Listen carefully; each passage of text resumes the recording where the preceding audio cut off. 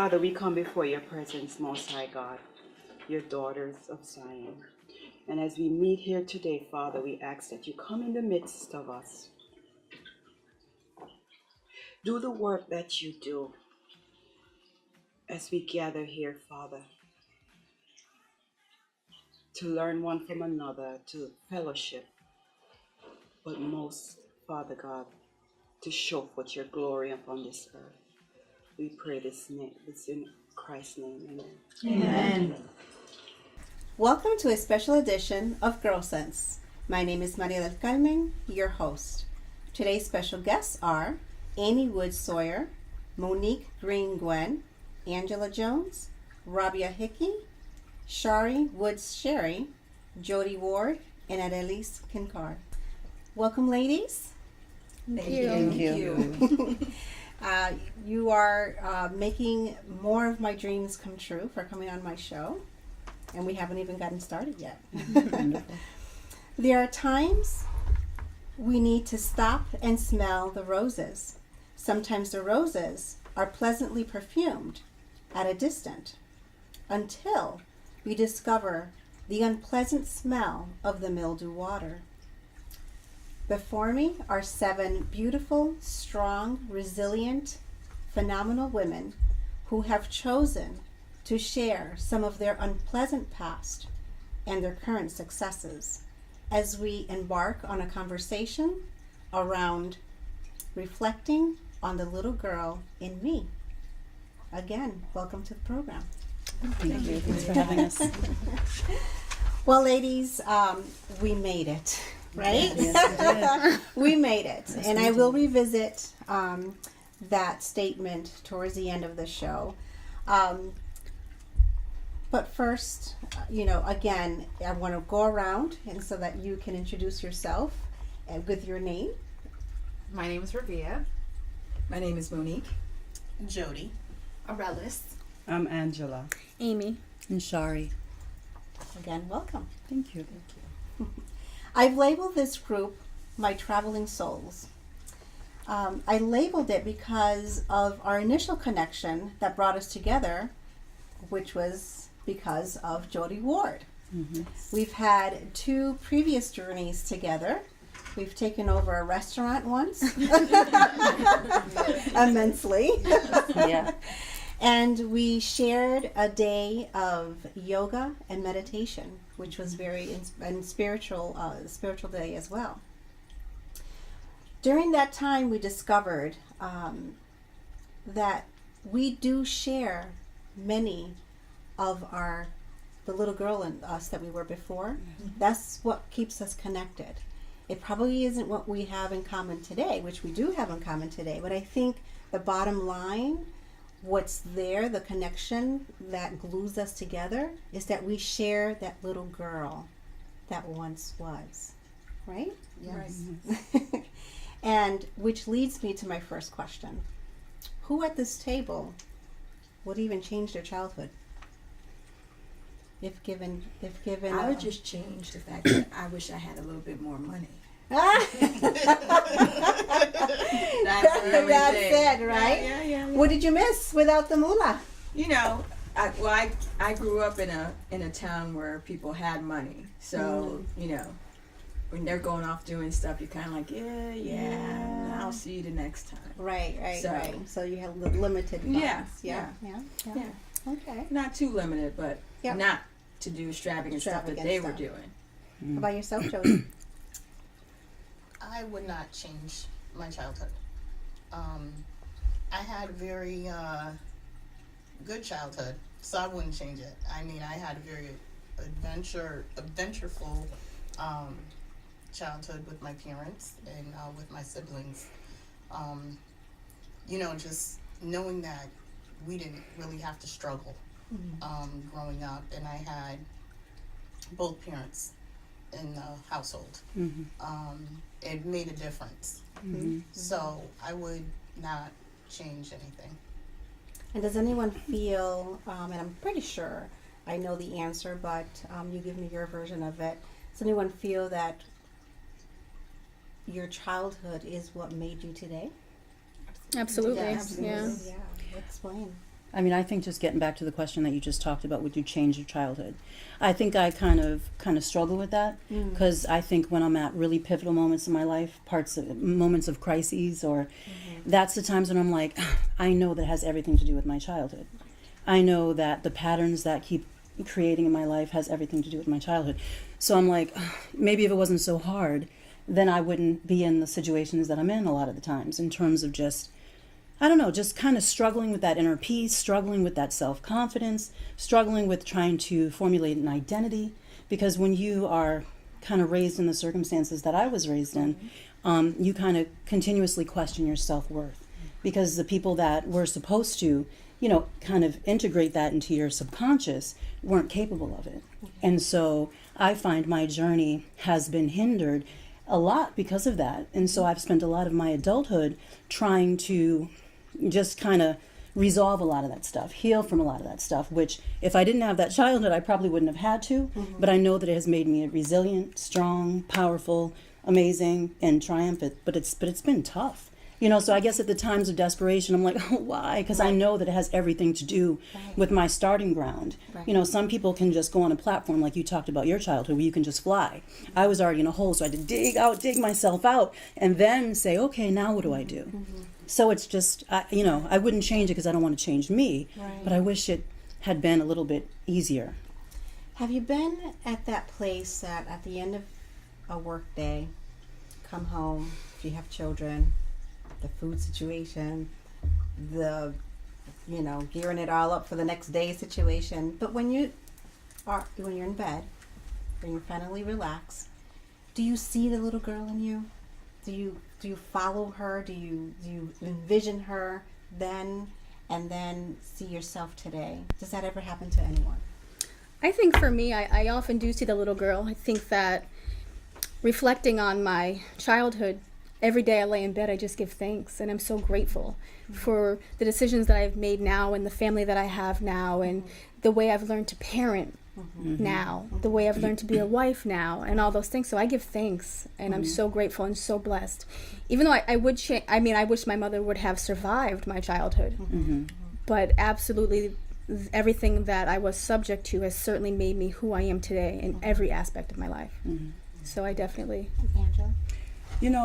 When you sent the email and the topic about visiting that little girl, and it's been a couple of days that I visited, it's been painful.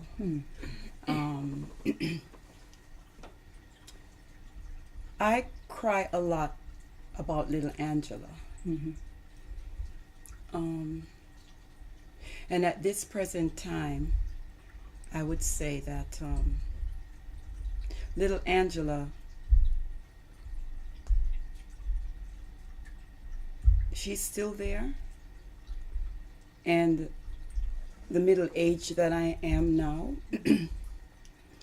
it's all the trials and all the tribulation, excuse me, of going through the motherless little girl, fatherless, being raised really rough and abusive.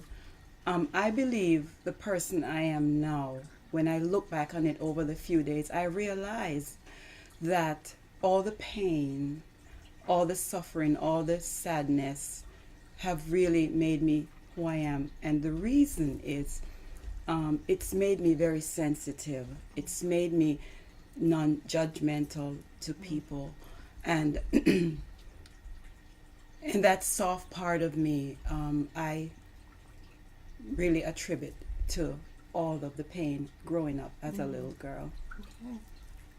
So out of this group, and here's a little statistics that we're going to do really, really fast. I was waiting for somebody to panic. So, let's just show, by show of hands, how many of us had a two-parent household growing up? So 2 out of the 8. Right? So let's share, what's your version of just having either one or both or neither?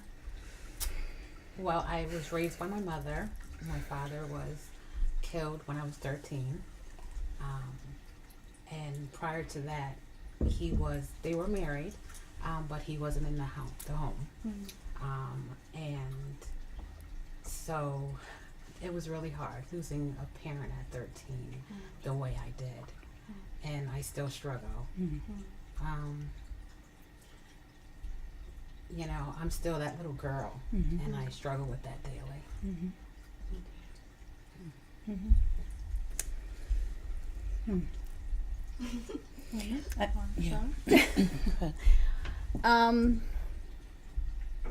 I think that, you know, I know I have a mother and a father, but I would definitely say I wasn't raised. You know, we were left early on to fend for ourselves. So I don't have a lot of memories of being raised. They physically died when my father died when I was 13, and my mother died when I was 19. So being orphaned at that age really changes who you are, and the dream that one day they'll be good parents, that dream dies too. And so I just remember really early on having to figure it out with my siblings. Yeah. So. And we're sisters. People know that, right? Yes. And so, you know, I mean, I think that we both internalized it differently. I think that you were one that kind of clung to that idea that, you know, I'm dream. Right. And for me, I was like, I'm out of here. I was more, you know, I was a dreamer, but more of a realist where I would just go escape. I would, you know, be creative and go sing and dance, have tons of friends, and I just didn't want any part of it. And I just sat around hoping, praying, one day, you're going to be my mom. One day you're going to be my mom. You're going to love me enough. But, yeah. And I think when a parent dies, of course they don't do it on purpose, but I feel like you tend to believe that, oh, you did everything else to me. Now you're going to leave me and you're just going to go freaking die? Really? Like, there's that... Yeah, thanks a lot. Sure, You know, there's that sense of resentment. And I feel like I never grieved my mom or my dad because I was angry, and quite frankly, I'm still very angry. I don't think I've really gotten past that. And so when you talked about that little girl inside, I do a lot of meditation, and, you know, I'm dealing with certain things in my life right now which have been difficult emotionally. And what I've noticed is that it's not really about the situation that's happening to me that's hitting me so hard. It's what it's reminding me of. It's reminding me of all the loss that I've had in my life. And it's triggering all of, it's like ripping that Band-Aid off and just opening it all up. So it's not about the present situation, because when I do the meditating, all of a sudden I'm connecting back to this and this and this. And I'm like, oh my God. And I see that little girl, and she is, I mean, 95% of what we do is subconscious. You know, everything, you know, we're on autopilot most of the time, and that's just how our brain works. But I just realized how real that is for me. And so and within the parents that we either lived with physically or we knew existed, how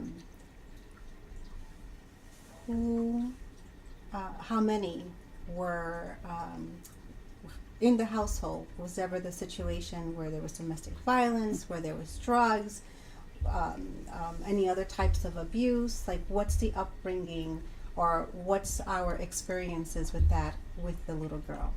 Any of that, Aurelis? My parents divorced when I was 13, and, you know, so I gotta back up a little bit, because my parents migrated here from Puerto Rico. When my mom and my dad came here, they were very young. They came from an old country where they lived in wood shacks and a latrine in the backyard. And so one day, you know, they decided that they were gonna come to this big land. They didn't know the language, they didn't know anything about what was here, and they just hopped a plane with the clothes on their back and said, I'm just gonna go and make it. And the moment my parents came here, they came and stayed with some family member for a little while. My mom was already pregnant with me, and, you know, my dad decided, I'm gonna enlist into, you know, the National Guard. And he was gone for 6 months. And so my dad is trying to find his way, and my mom is now sitting there by herself, pregnant, doesn't speak the language. She's staying with some family member she barely even knows, and she's in a new place. And I thank her for all the courageousness that she had to want to have that better life for not just herself, but for me and my siblings. And she learned the language. She figured out her way, through the system. She had to be on the system for a while. We lived in a neighborhood that was infested with drugs and gang violence and so on. My best friend here's parents would never allow her to come over, by the way. I lived on the wrong side of the tracks, and her mom was like, you ain't going nowhere over there. So I would have to go to her house. Right. And so, when you live in those circumstances, and yet my mom would always guide me. She'd always say, Arelis, don't you get messed up with them boys. Don't you go and do what all those other little, teenage girls are doing, hooking up with so-and-so in the neighborhood and getting pregnant. And because a lot of that was rampant where I lived. Right. And she said, there's something better for you. There's something more that you need to be doing. And this was a daily conversation because the environment was prevalent. It was there. It was in my face. And so she wanted to make sure that I did not fall prey to anything that was going on. So I thank my mom every single day. My dad was never far.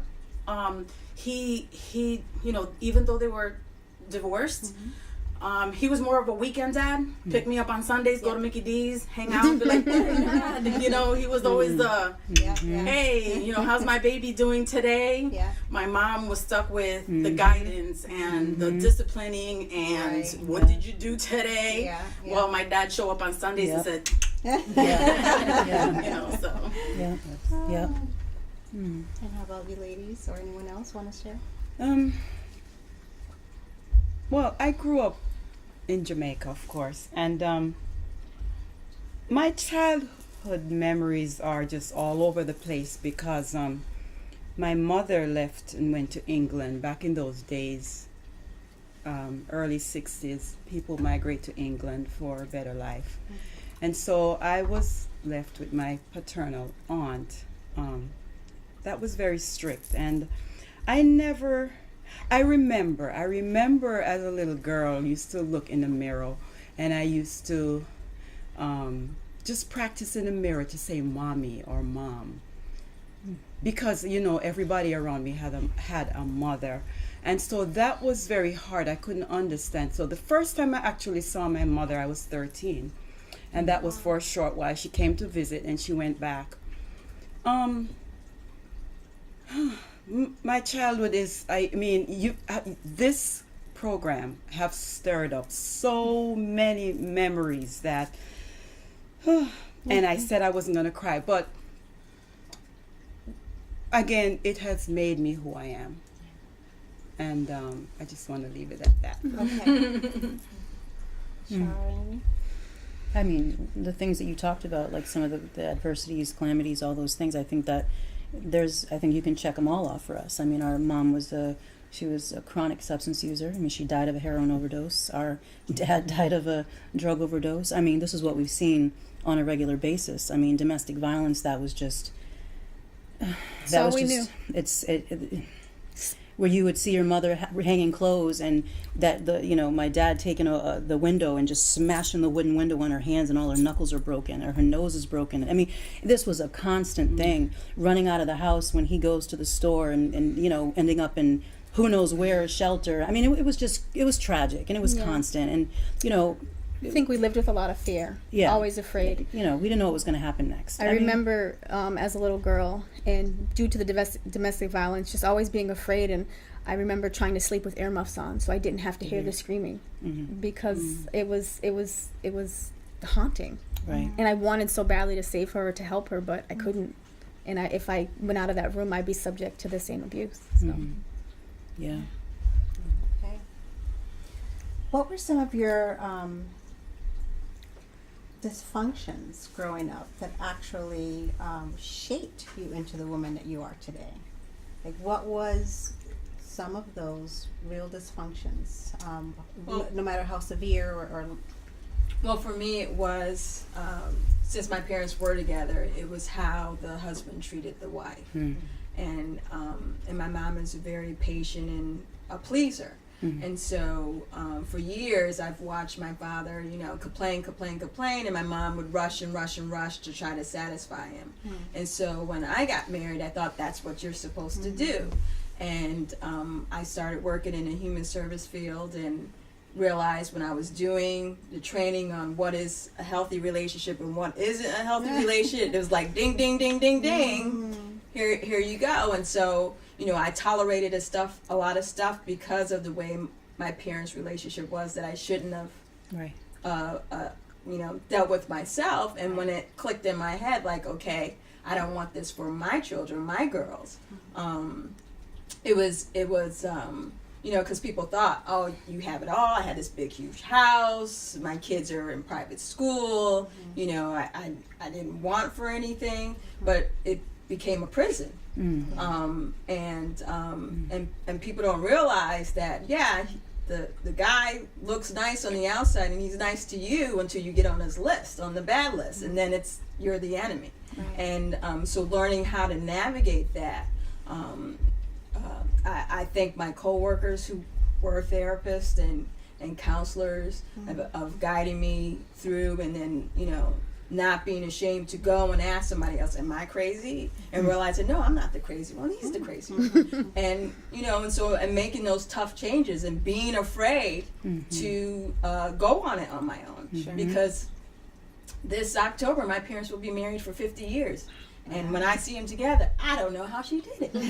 I really, really don't. But that's the way she was brought up. And I would always ask her, I just don't understand why, the blood pressure goes up and there's just the stress of why you deal with it. And she's like, I'd rather stay with the devil I know. And I go, oh, okay, that is very old school. Yes, Wow. yes.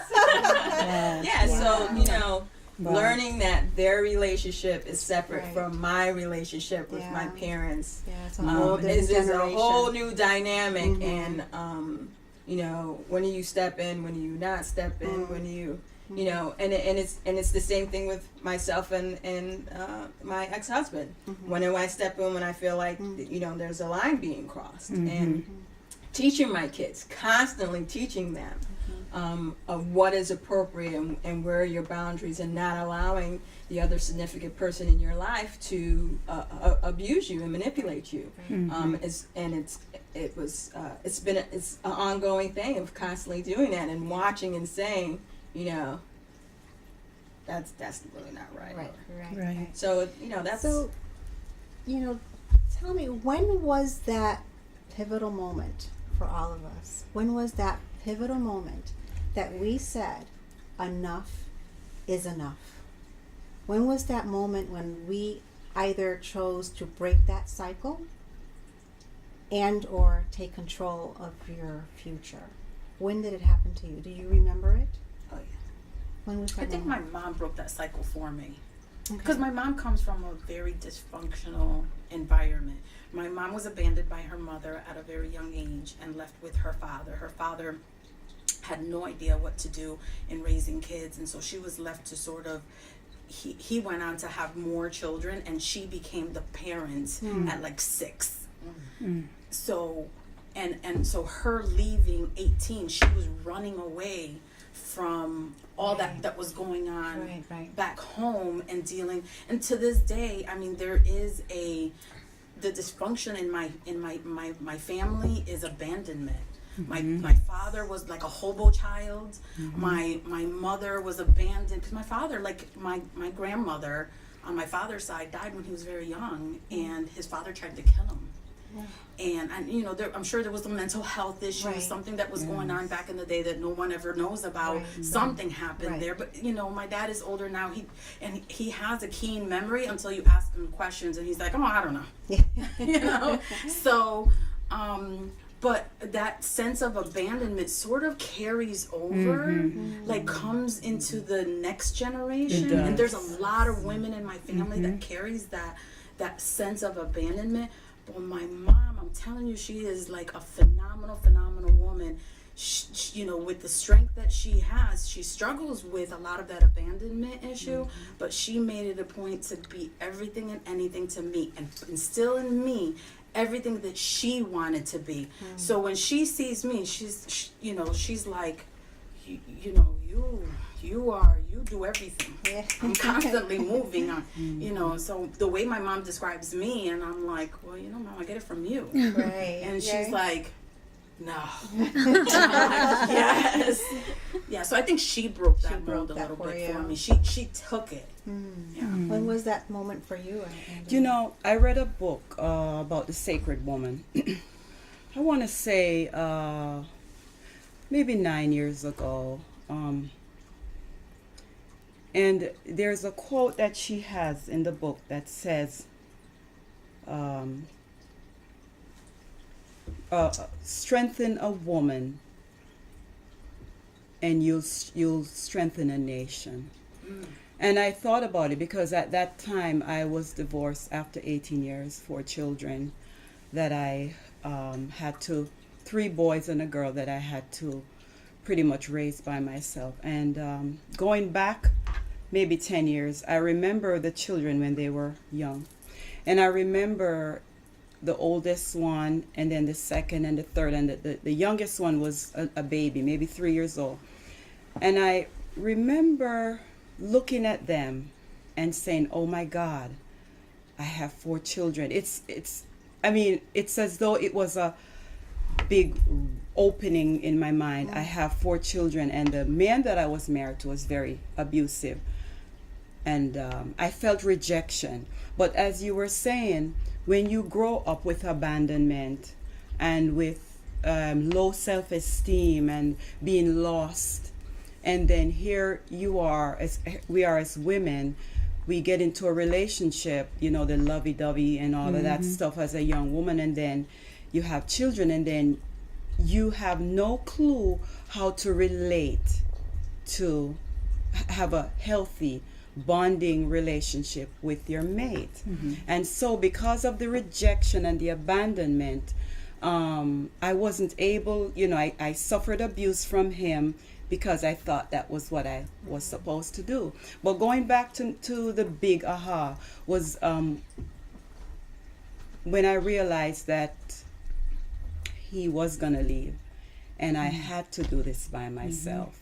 And that's when I remember crying out, and I remember drawing back from my childhood, going to Sunday school in Jamaica. We call it Sunday school, and I remember drawing back from the Psalm, and I think that's where I drew my strength from when the aha moment come. Oh my God, you have to do this by yourself, 4 children. And I buried myself in the Psalm, and that's where I drew my strength from. And that little girl, when I look at her, sometimes I close my eyes and I actually hug her. And it's like, you're looking in the spirit. I don't know if sort of looking back in the spirit part of you. Yes. And I sometimes go and I hug her, and I'll say, okay, grow up. That's very hard. That's very, it warms the heart, what she just said, right? You're hugging the little girl inside you. That speaks volumes. And sometimes I think we, as an adult version of us, we're still nourishing that little girl in us. And each time that we look back. But thank you for sharing. And how about there? Yeah, I was just thinking about what you were saying. Like that, I don't really feel like that little girl ever grows up. I feel like it's our job as an adult to nurture and protect that little girl. I feel like the love that she didn't get when she was younger, or the rejection that she was subject to, I feel like as an adult that, is trying to navigate this world, it's my job now to sit there and acknowledge her, because when I'm feeling rejected, when I'm feeling abandoned, when I'm feeling not confident about something, that's all her. That's, that's all her kind of resonating with me. That's her kind of emerging, and me having to say, okay, I got this. I got this. Like, you know what I mean? We're good. I got you now. Because when she was that little girl, nobody had her. Nobody could protect her. Nobody could nurture her. Nobody loved her, And so I feel like that's always going to be inside of me. And I'm grateful for that. And I feel like it's my job now to love on her And to When was your pivotal moment? When did you say enough is enough? When did you take that control? I just feel like when I was 9 months pregnant, 14 days before I gave birth to my daughter, I had to look at my mother in a casket, and that just doesn't seem natural. It just seems crazy. I mean, I was ready to, for the first time, my mother actually paid attention to me because I was pregnant. Oh, I'm getting a grandkid, and all of a sudden I actually was acknowledged to some degree. But then all of a sudden she died, and I just remember being 9 months pregnant and depending on her for a car seat. I was so broke, so poor. I had no idea what to do. Living upstairs from a check cashing place in the middle of the hood. I mean, my life was just young as can be, And I just remember looking at her in the casket, and I said, you know what? I mean, failure is not an option. Like, there is nobody that's going to have my back. Like, I need to figure this out right now. You know what I mean? And I feel like it was just full steam ahead from there. And I spent most of my 20s I was just so distracted, so determined. I would go party and do all that stuff, but I would be at school. I would make sure I got my degrees. I just knew that I needed security. I needed stability. I needed to figure out how to give this girl a life that she didn't have to worry, that was predictable, where I wasn't a mess, where I wasn't abusing her. I think it was my daughter Zari that really kind of changed things for me. Wow. And that was rough because I was a kid raising it, but I don't know. I think that was the pivotal moment. That was the moment that kind of changed things. When did you say it's my turn? I think when I got pregnant with my oldest, Naraya, I was 15. I gave birth at 16, and I was fearless before that. I would call myself the road runner. Okay. I was running away, and I was running to something. Yep. And when I gave birth to her, I said, okay. Everyone was saying, oh, a baby having baby. And I used to get so mad. But I knew I was a baby. But I used to get so mad because I just felt the disappointment. And I was disappointed in myself. But I gave birth to her, and I was determined to stay in school. And I stayed in school, and I got pregnant for a second time with my son, Andrew. And I was walking across the stage at 8 months pregnant, watching my 2-year-old in the audience screaming, "Mommy!" And I just knew that they depended on me, and I had to continue on, and I had to be a mother. And it's a lot of abandonment that seems like the word around the table. And although I had my mother, I don't remember a lot of my childhood prior to my father passing, and that's trauma. So, a lot of my friends, they see how I mother my children. They say, oh, you're such a great mother. And there's a lot of things that I don't remember growing up, like how to do this. And I do a lot. I hug my children. I tell them that I love them because I don't remember getting hugs. I don't remember the I love yous. So I do that with my children all the time because I just want to make sure that they know that I love them, and I'm there for them. And, and I still struggle, being a young mom and, talking to my children. When my daughter was exact age, when I had her, I had the conversation. I said, I was your age when I gave birth to you, when she was 16. And, and I continue to have that talk with her and, and I just, I want to be a good mom. But I think I still struggle, and I think that's when I had my aha moment, but I continue to have those moments. Yes. I continue to have them. Absolutely. Absolutely. Yes. And it's just affirmation that you're on the right track. Yes. Right? What was your aha moment, Jody? Listen, it's, I hear everyone around the table, and I don't want to exclude myself from, everyone else's experience because I haven't experienced that.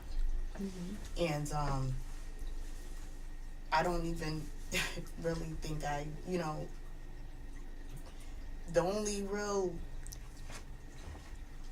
problems I had growing up was sibling rivalry. It wasn't parenting. So it was just not getting along with a sibling and having those fights. So I I don't. Yeah, I just. It's totally I fine. don't. I remember, some arguing with my parents, but it wasn't to, a heightened level. Right. It's going back to So- the statistics. Yes. Around this table, how many of us can say that? Right? So you belong, but because you make up who we are as well, it's just, another valid point, another affirmation of, where we are today. How about, what was your aha moment, Aurelis? Because of the strength that my mother had, and I keep giving her all of the accolades because she deserves them, right? She always instilled all of this strength in me, like, you must do. And I don't know if there was really, like, my mom got pushy for a while. She's like, go. You need to, go get all the experiences that you can muster. Like, go experience life, go party, go do this, go do that, within reason. Yeah. And I did. I was able to experience and enjoy my childhood and have fun. She always had me on enough rope where I didn't hang myself. But I was able to experience. I was the first in my family to go to college, and the proudness that she displayed when I came home with my letter saying, "Oh my God, Mommy, I got accepted." And when you grow up in a neighborhood like I did, where that's far and few in between. Right. That's my daughter. The She, proudness she's kicks very in. proud, and so getting out of that neighborhood and surviving, coming out of that neighborhood and being able to have the success that I've had, educationally, despite my education, and success in business and career. As a mom, my aha moment, it's funny, my first son was perfect. He was the perfect little boy. Oh my God. And I said, I can have 10 of these, right? So when I had my second baby, my baby was diagnosed with autism. And I mourned him. Everything that he could have been, I mourned him. So I cried. I cried a lot because I wanted him to have a life, a successful life. Yeah. And he's 16 now, so he is perfect in his own way, and he's amazing. But when he was little, I always said to myself, man, what am I going to do?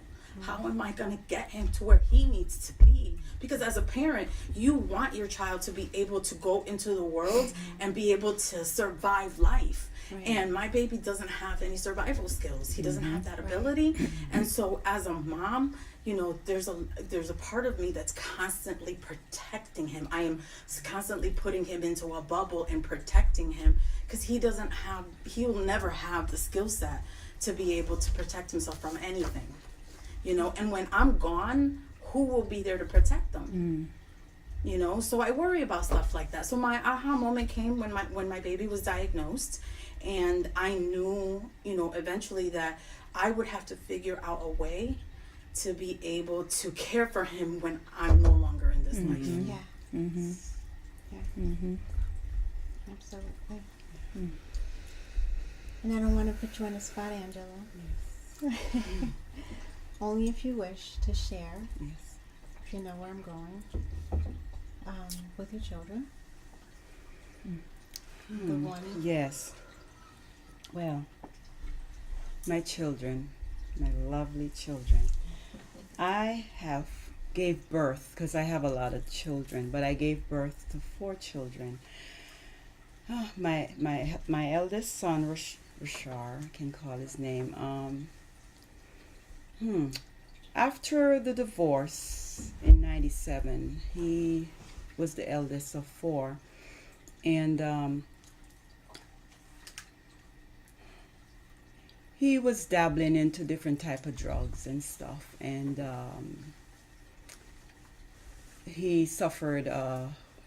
They're saying it's paranoid schizophrenia, but after he was diagnosed and he's been put on medication, at some time I'm able to talk to him and he's able to remember, and he'll say, "Mom, I did certain drugs, and I think that's what caused me trigger the paranoid schizophrenia. Now my daughter, and then my second child is a girl, and then my second son was murdered December the 21st, 2009. That was horrible. And again, how did I make it through? How do you make it through? I made it through by pulling on the strength that I acquired or practiced as a little girl. And that's my prayer. And I believe that's what pulled me through. I love Psalm 91, he that dwells in the secret place. And I just used to go in my room, I used to cry. And I said, God, I need you to put me in your secret place because I'm going crazy. I'm losing it. And that was my only strength. And Thank you for sharing. my heart loves each of you. My heart does. We appreciate you sharing And your heart and with us. We'll straighten I it out. I'm just crying love as a that. mom, We're going- as a mom that she is, to have to endure. No, I can't. No, I mean, Because I put myself in her shoes. I can't. I do empathize with you, Annalise. We can't imagine being in anyone else's shoes. And we can say to ourselves, I had it bad, until you hear the woman in the next shoe, Very true. right? Oh yeah. So we can appreciate our past. We can empathize with our new family. So once again, I just still want to thank you. This again, the loving and the sharing is all in the air. The synergy is flowing. So I began the segment by stating, ladies, we made it. We made it. Yes. Do you understand now? Yes. We made it, Yes. right? Yes. We absolutely Yes. made it. We certainly are not billionaires. We still have to work. Yes. But what we have in our hearts is absolutely priceless. It's priceless what we have in our hearts. So we do not need to be billionaires. We're better off than billionaires. Absolutely. And this sharing, the happy, the good, the bad, the ugly, it goes beyond this table. It's just so worldwide. It hits women of all ages. It hits women in all social status. It hits women no matter your race or ethnicity, but at this table, we all happen to be quote unquote minorities as we're labeled, right? And so the stereotypes that has been conditioned within us growing up by society is that we should not be at this table. We should be back in The hood. a teenage, we Attic. should be Yes. back where we are, but we're not. We're sitting at this table, and we do have successes. So now we're gonna turn the table around, and we want to smile, Yes. and we want to celebrate our successes. So please tell me what it is that you ended up doing as a you're on your own. We visited a little girl. We visited, our time alone away from home, our lessons learned. And now we are truly adults, or at least that's what they say that we are. We pay bills, so we're an adult. Pay taxes. There you go. And then now this is our new reality. Yes. Right. So please share. What is your new reality? What is today's world? Yeah. I mean, I think my new reality is that I'm powerful. I'm strong. I feel like I'm financially independent.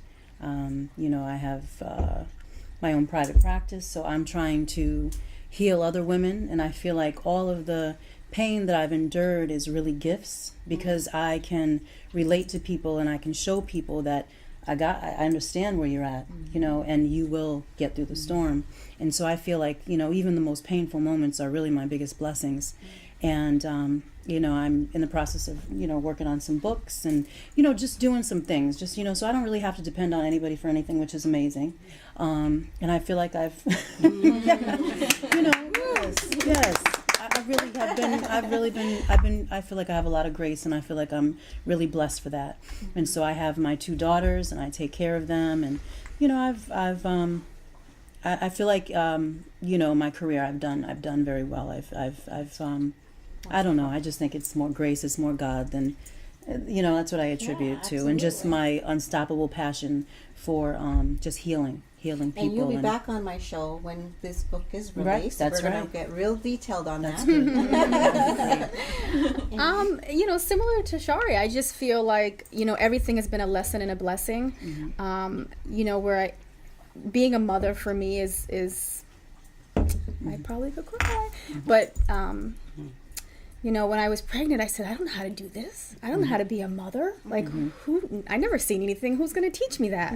So I'm going to fail her. And it's always been a huge fear of mine to fail her. But I just feel so blessed that I've been allowed to be her mother. And I feel like I was born to serve people and to be Casey's mother. And so I'm strong and I'm resilient, and I'm filled with a tremendous amount of compassion and empathy, and it trickles into the work I do every day that humbles me and grounds me. And I'm blessed. But you should talk about all the young, broken, traumatized girls that you have fostered through, like, what, 10 years now? I mean, that's amazing. Yeah, done a lot for of you to things. open your home and to give them what you have. I don't know. That's just. Well, I remember being that little girl and Right. with no one and wanting someone to give a shit. And Yes. they didn't. Yes. And I said, oh, I can give a shit. I'll do it, me. And so it's been quite a journey, and I certainly wouldn't change it. It's been some hard lessons, but if I can plant any seeds of goodness or to make someone feel safe, even if it's only for a brief time, then I feel like I've served my purpose. Right. And I've, Wow. you know, Foster parents, God bless them. amazing. Yes. God bless them. God bless them. That's right. yeah. Awesome. At this moment, do you want where I am at the moment? Well, I manage part-time. I manage a community training home, and I also work full-time for Connecticut Institute for the Blind. That's where I make my money. But what drives me, the passion, oh my God, my grandchildren. I have 4 grandchildren and 1 on the way. 1 is due at the end of the year. My oldest grandchild is 19. She'll be 19 next 2 weeks. And she's in Tufts University. My second grandchild goes to Northwest Catholic. But I have at least 7 young women that I have fostered. The longest I've fostered, she just turned 32 Monday, and I've had her in my life since she was 18. So that's more than 12 years, right? That's 12 years. She was also abandoned. And the passionate thing that I love about it is that she has mirror dragged up, because I don't call myself being raised. I was dragged up, you know. I like So that. she had that mirror.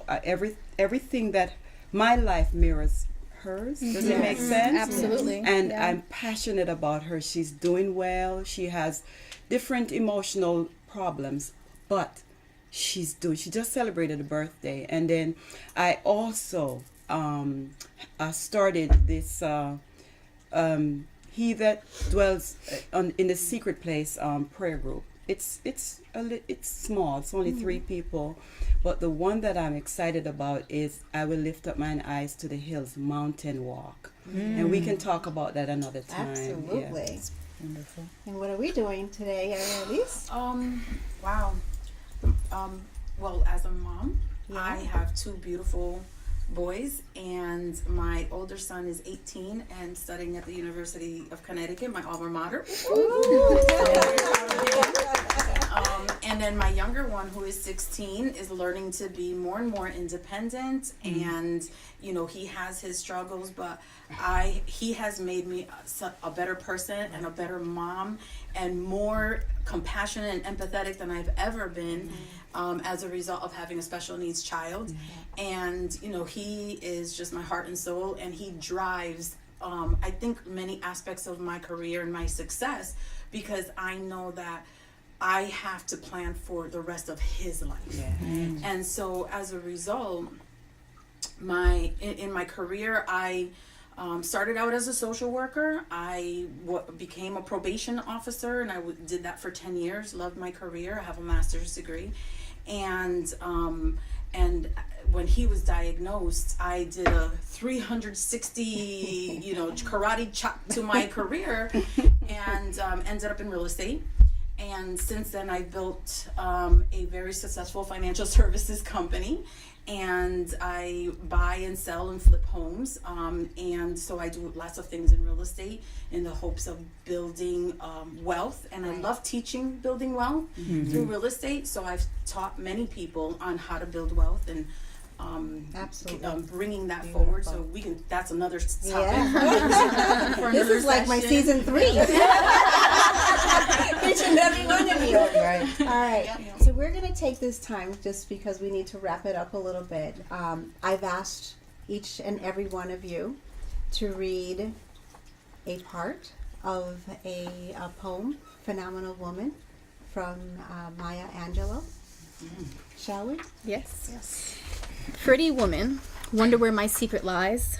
I'm not cute or built to suit a fashion model size, but when I start to tell them, they think I'm telling lies. I say it's in the reach of my arms, the span of my hips, the stride of my step, the curl of my lips.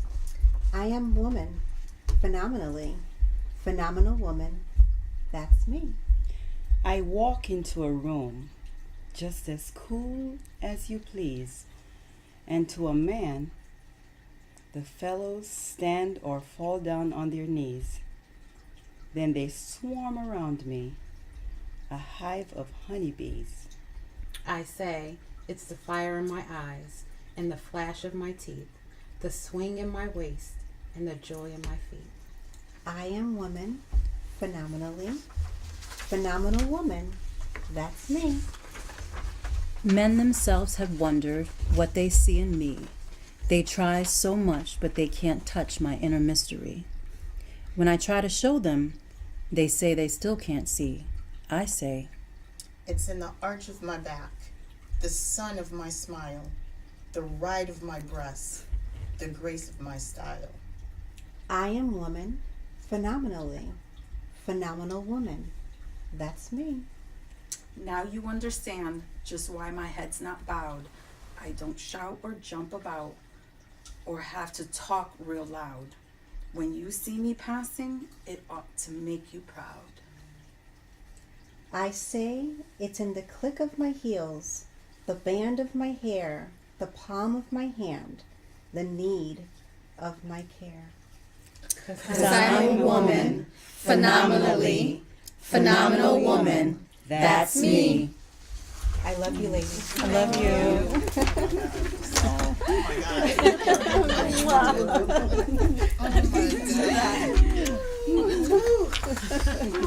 That was beautiful. I'm Maria Del-Carmen, your host. Thank you for joining us for this very special edition of GyrlSense.